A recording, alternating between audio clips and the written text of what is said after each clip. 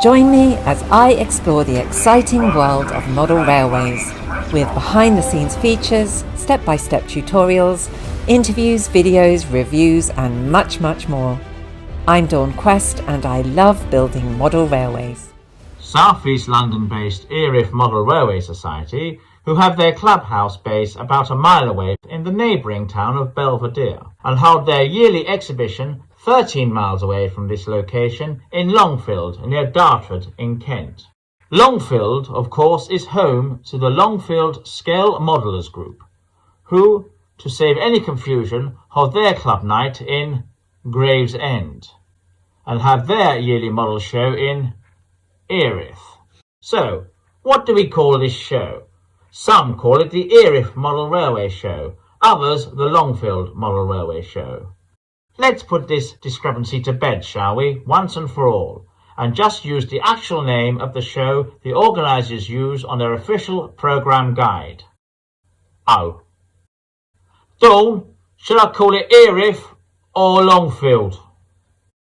We're here at the Longfield Erith Longfield show. Already the layouts are here, the exhibitors are here, and the crowds are here. It's going to be a great show, yeah. I've seen all your videos, yeah. Oh, thank you. Are you filming? Yeah, we're filming. You need to do more stuff on EM gauge. That's the way forward. Shall we cut that? No. Welcome to Longfield. It's one of the biggest and best shows in the southeast, with over 100 stands featuring traders, societies, demonstrations, static exhibits, and a bus. More on that later. There's something for everyone at the Erith Model Railway Show, whether you're O, HO, N, 009, whatever your gauge, you're in for a treat. Oh, well, not if yours is a Z gauge, but moving on. Have I got some layouts to show you? Let's begin. I was so pleased to see Elbow Lane by Dave Smith at the show. It's the second time I've seen it and I absolutely love it. I love the little people on the platform. I love the dirt and grime. What more can I say? But if you want the details, Elbow Lane is a small, run-down branch terminus in South London. It has a short, somewhat dilapidated platform for shuttle trains. Another older platform is no longer used for passengers and is now just a shunting neck for the good stock. Dave used sound to full effect in the local stud. Trackwork is Pico 00 bullhead and rolling stock uses hands-free magnetic couplings. Another regular on the circuit is Greg Marshall, and this time he's brought Tramlink, designed to show off what you can do in a small space. Out in the big wide world, of course, Tramlink runs between New Addington and Wimbledon via Croydon, with a very popular stop for IKEA. You won't find these on the streets of Croydon. Well, maybe Penge. So I'm here with Laurie Calvert and Carol Ovenden, and Laurie is the creator of Kato Inferno, the third in a trilogy of steampunk layouts. So Laurie, tell me a little bit about this fantastic layout. Thank you. Well, Kato Inferno is an underground ice cavern. It's set on a moon of Saturn called Mimas.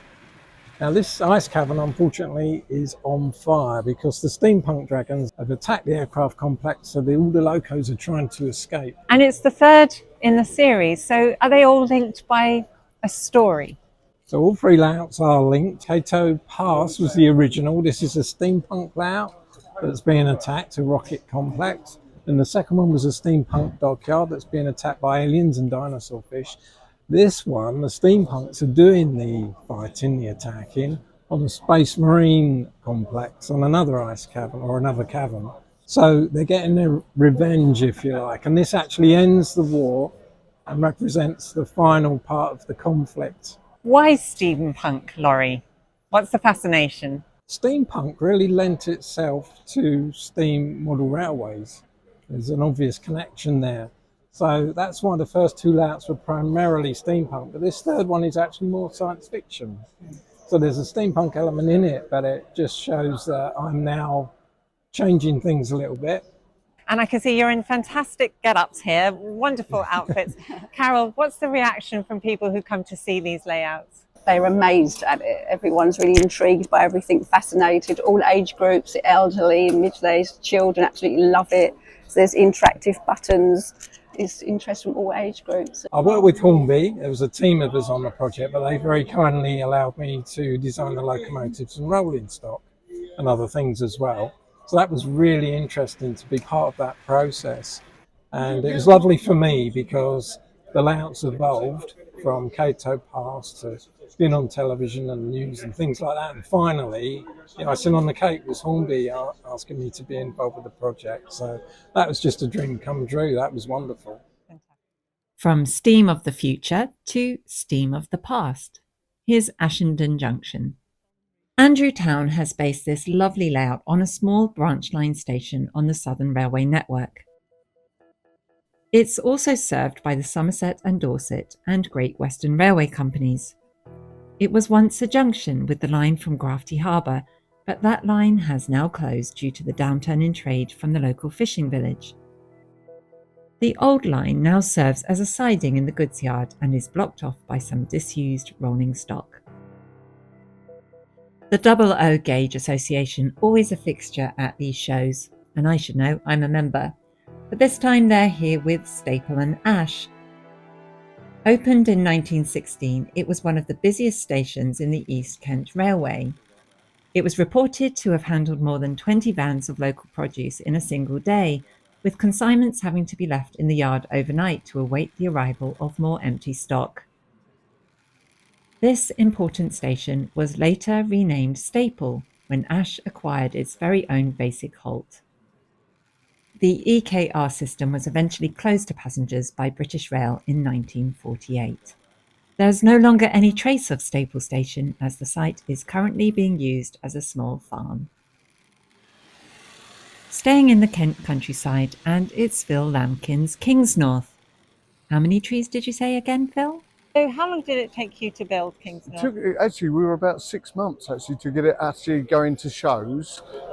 Originally, she was only a smaller section. This section here was an add-on, and so we made it a 15-foot instead of a 12-foot. And yeah, it sort of was built really with very quick speed to get us at shows, and obviously finer details was added as we went on to it. Nothing like a show deadline to get you working hard. Yeah, that was, and it was instigated by Downlands, but that was actually instigator of doing a nice long layout. I'm an old enthusiast of train sets. I want lots of things happening, and that's what this layout was. It was done. There's such a lot of detail on this layout. I mean, my goodness, you've packed a lot in. There's over 1,000 trees on this layout, and that's again one of the things that I actually wanted was a good old Kentish scene with lots of trees on it and lots of action. So yeah, that was another point of it. When you look at the trees at sort of 50p each, it certainly starts showing the actual cost being into it. I've always been a enthusiast of the famous trains. And on this layout, later on, you'll actually see that we are running the Flying Scotsman with the twin tenders. And I actually made the twin tender myself, so that's an add-on that was done on it. So I like the end gauge, finer detail, get lots more, and I like the big long runs. So we run up to 12 carriages on most of our trains, 10 to 8 sometimes, but I do like running the big trains. We've won Best in Show quite a few times, and I think it's because of the action, not so much the detail on it as well. And if it wasn't for the wife helping out as well, it's amazing. I just go out and spend weekends out there helping him out, and I enjoy it, telling him whether I think it looks right or whether he needs to put it somewhere else. Yeah, just the detail really, and putting on all the figures. It's real teamwork. Yeah, definitely. Souk Bridge by Stuart Marshall is based on the Kimver Edge Light Railway near Dudley. It's set in the early Edwardian period and was a popular recreational destination, being the southern terminus of the Lark Valley Railway. Souk Bridge has been added recently to the expanding electrification of the railway, leaving remnants of its steam engine past behind. The railway still serves the agricultural communities and now expanding local villages. Several of the original steam train locomotives have been retained for goods and works trains. Now, what do an Austin Princess, a car driven by a princess, and that is, and Basil Fawlty's clapped-out old banger have in common? Well, they all belong on this layout, Wandleford Junction by Andrew Knights. With this layout, Andrew recreates a warm summer's day in South London, with a chance to watch trains run through some interesting scenery and have more variety of trains than could be accommodated on a small branch line terminus. My absolute favourite part of this layout was this, a tiny garden railway, a real crowd pleaser.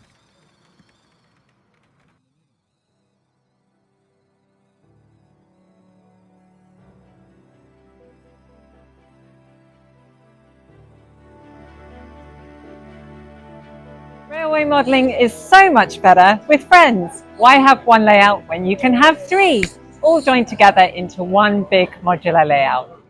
The West Sussex Engage Model Railway Club was out in full force, with an impressive display of layouts made by its club members. The display featured a variety of layouts including standalone and modular, and the wonderful Staffordshire potteries by Jilly North. I come from the West Sussex Engage Club, and they meet in Sompting every other Friday, which is great. Everybody's welcome. They're a very, very friendly club. They really are lovely. I'm the only lady participating who does modelling. All my layouts that I do, they're all basically done from experiences or my memories. And we used to have a canal boat about 20 years ago, and we used to go through Stoke-on-Trent quite regularly. And I thought, well, I'd do a model. I'm going to do one on Stoke-on-Trent. So we went into the history of it, and it really is. That's where it came from, really. But I also have another one which is based on coal mines in Wales, where I was evacuated during the war. Most of my modules are done down memory lane, really. I didn't start till I was 70, and it was a new hobby, brand new hobby. They're all built on nostalgia, yeah. The scrapyard I built was built on nostalgia because my father would take me on a train journey, on a steam train, the day, and it was lovely because he used to go, used to get to Salisbury from Worthing, and he would say, I want a cup of tea, dear. So I said, okay, Dad. I was about 10 then. And he'd pop off onto the station, get a cup of tea. Train would start to leave the station, no father. And bless him, there he'd come down the corridor with his two nearly empty cups of tea. And it was lovely. It was just down, and that's everything I try and bring back in my layouts, really. I think it is bringing it to life and finding ideas. For example, here, it sort of brings it and makes it look as if there's a lot more buildings there than there, and it's in the distance. It's trying to really bring it into being and to be real, if you like. If you are in the mood to spend some money on some little model railway treats for yourself, then there was certainly plenty on offer. I especially loved these little kits. For around £40, you can input your own details, your own destinations and times onto the little platform signs.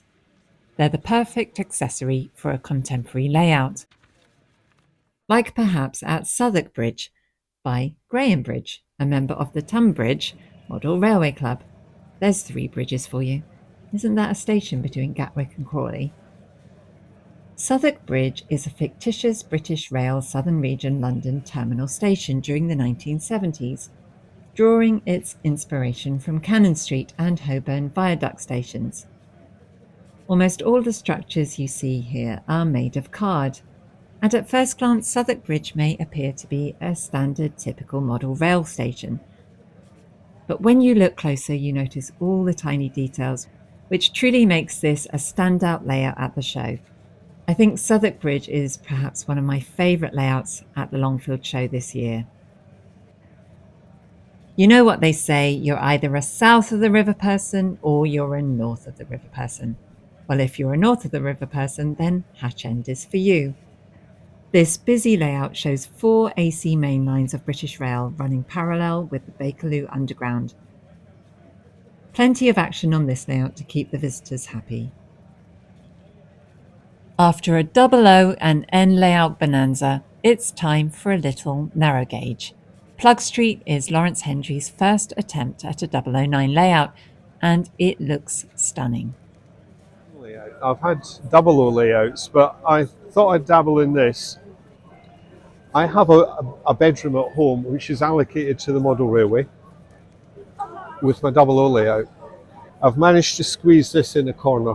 Actually, I would recommend, if somebody was starting out in model railways, do 009, because you can.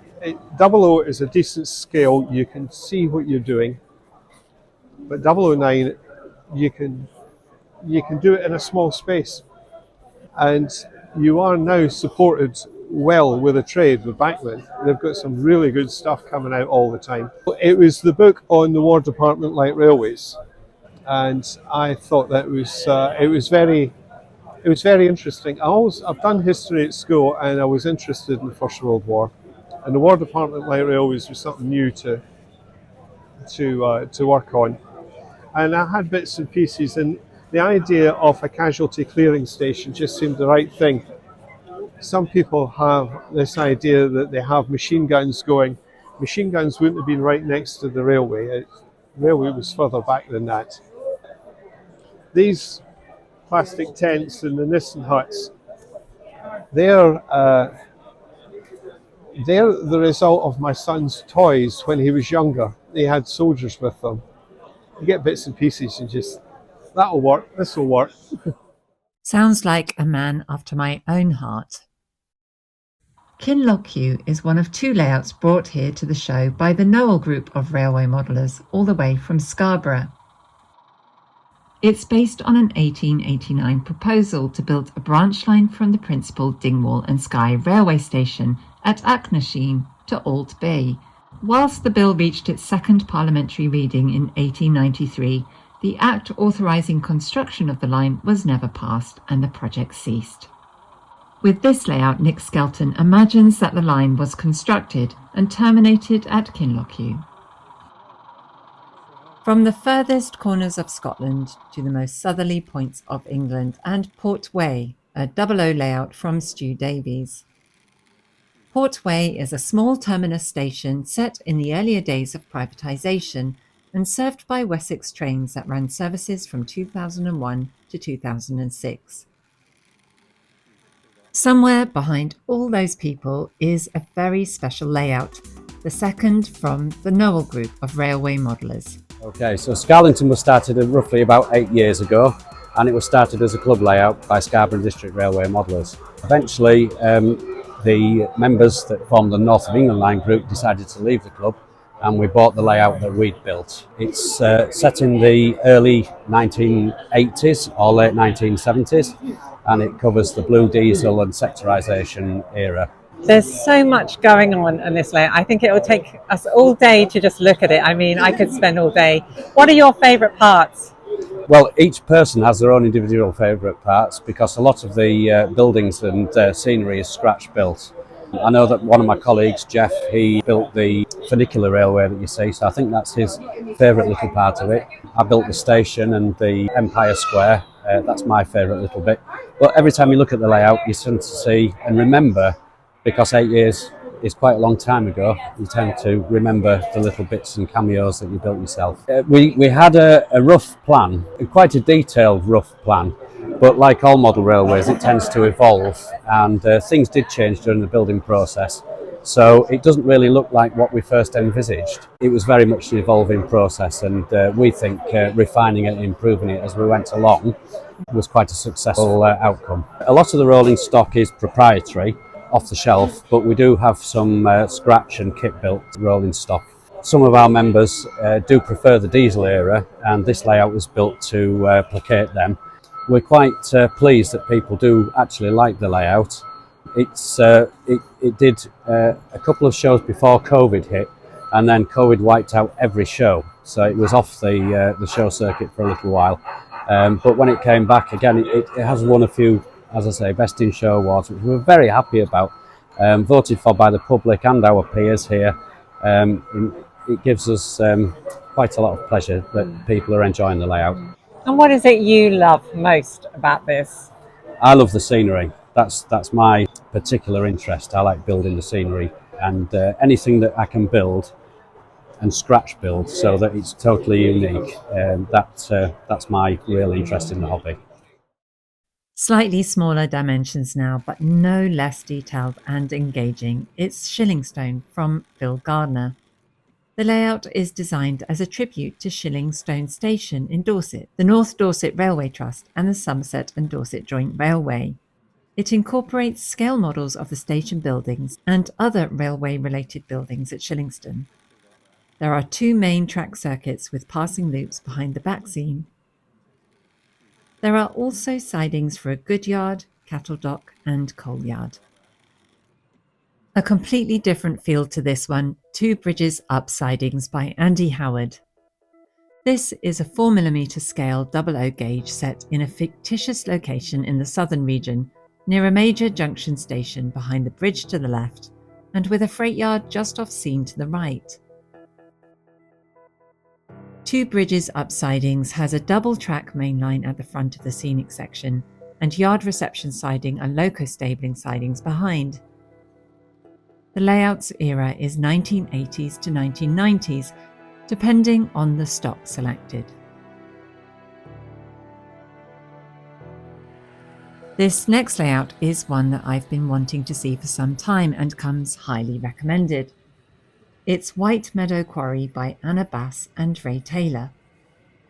So I'm here with Anna Bass and Ray Taylor and White Meadow Quarry. What a beautiful, beautiful layout. Oh, Tell thank us you. a little bit more about this layout. This layout really was dreamed up in response to, we have another exhibition layout which is Ambleton Vale, and that is a 16-foot long end-to-end N-gauge layout, and we are the only 2 operators.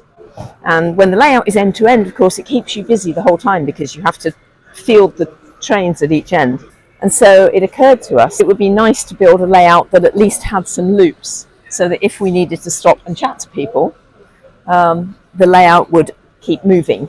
So we started about 7 years ago from nothing, and we decided to have a model railway. And we have a really tiny house, and the only way we could think of getting the railway into it was putting it on a coffee table.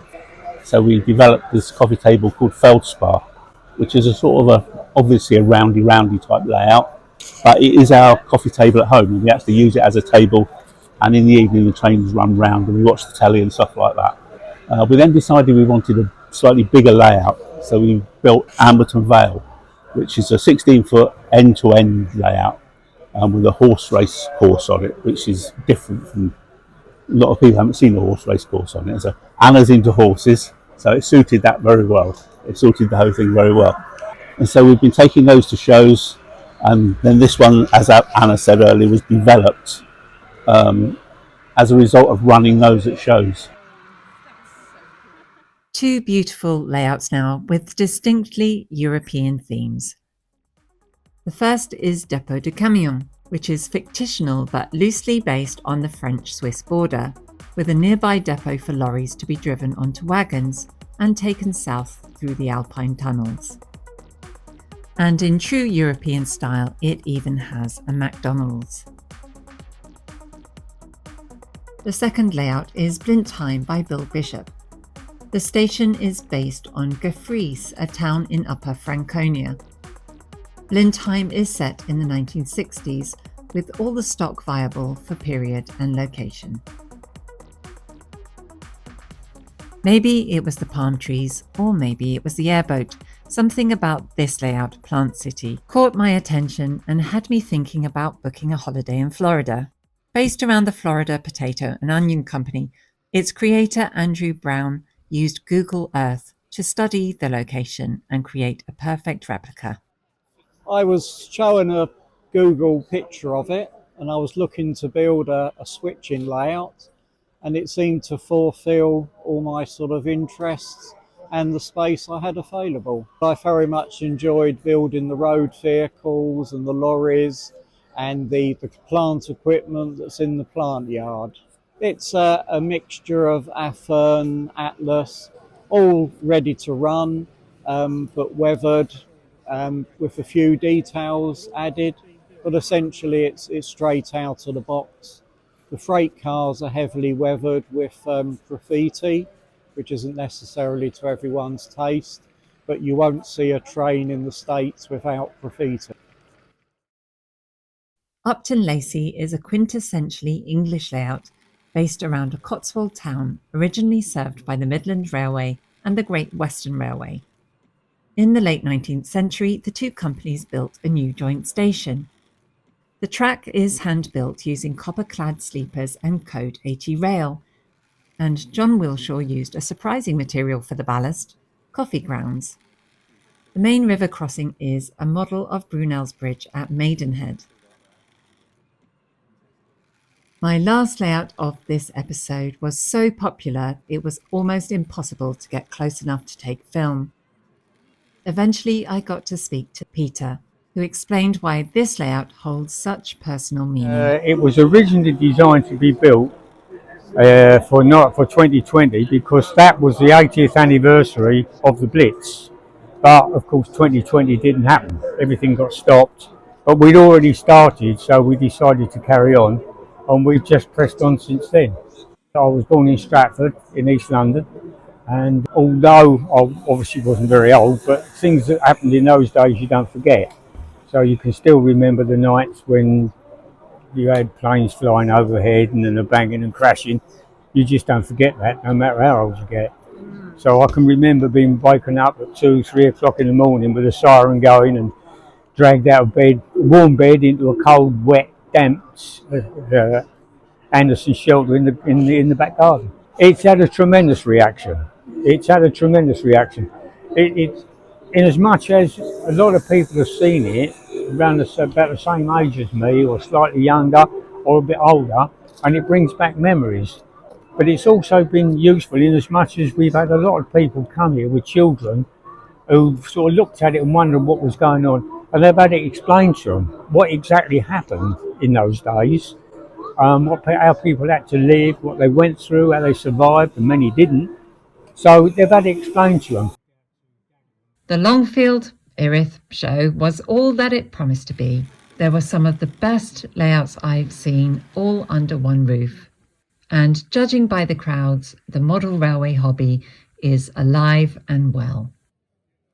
Well, what a great day it's been at the Longfield show. I've seen some fantastic layouts. Time now to go home. I'm going to take the bus.